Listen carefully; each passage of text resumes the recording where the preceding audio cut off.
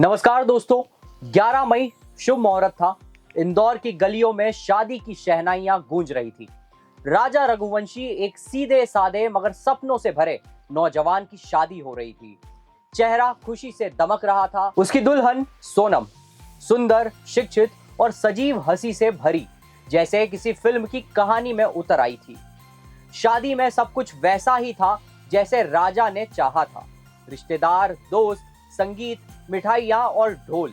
मगर किसे पता था कि ये शादी दरअसल उसकी अंतिम यात्रा की शुरुआत थी। राजा को सोनम से प्रेम नहीं हुआ था, वो तो परिवार की पसंद थी, लेकिन राजा ने उसे सिर आंखों पर बिठाया।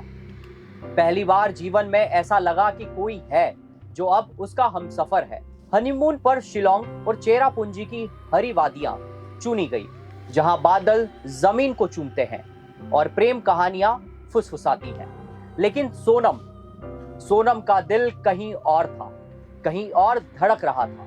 एक और नाम, राज कुशवाहा। एक अधूरी कहानी जो उसने शादी के मंडप में बैठने से पहले पूरी नहीं की थी। मगर अब सोनम को उसका बीता हुआ कल वापस चाहिए था, चाहे इसके लिए किसी की जान ही क्यों ना लेनी पड़े। 23 मई 2025 हनीमून का वह दिन। राजा खुश था, सोनम के साथ ट्रैकिंग पर जाना चाहता था, झरनों के पास फोटो खींचनी थी, साथ बैठकर चाय पीनी थी। लेकिन सोनम के मन में कुछ और ही था। साथ थे राज, विशाल, आकाश और आनंद, जिनसे राजा कभी मिला भी नहीं था। लेकिन आज वे सब उसकी जिंदगी का सबसे काला पन्ना लिखने वाले थे। शाम के करीब एक सुनसान झरने के किनारे राजा की आंखों में सवाल था, ये लोग कौन हैं?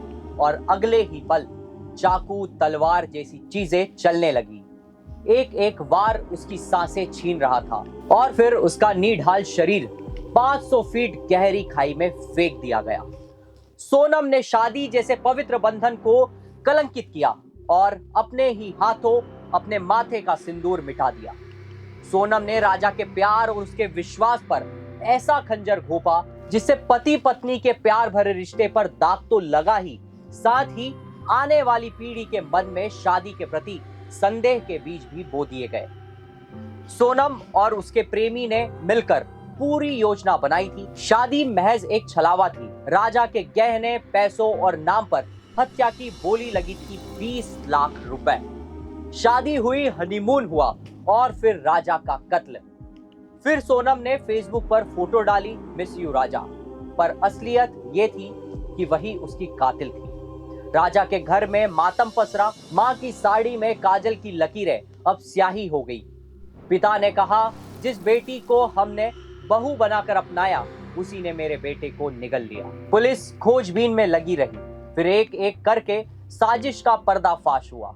सोनम गिरफ्तार हुई, राज भी पकड़ा गया। सबूत मिले, मोबाइल कॉल्स, खून के कपड़े, सीसीटीवी। अब किसी को छुपाने की जरूरत नहीं थी। राजा चला गया, पर कुछ सवाल छोड़ गया। क्या शादी अब सौदा बन गई है?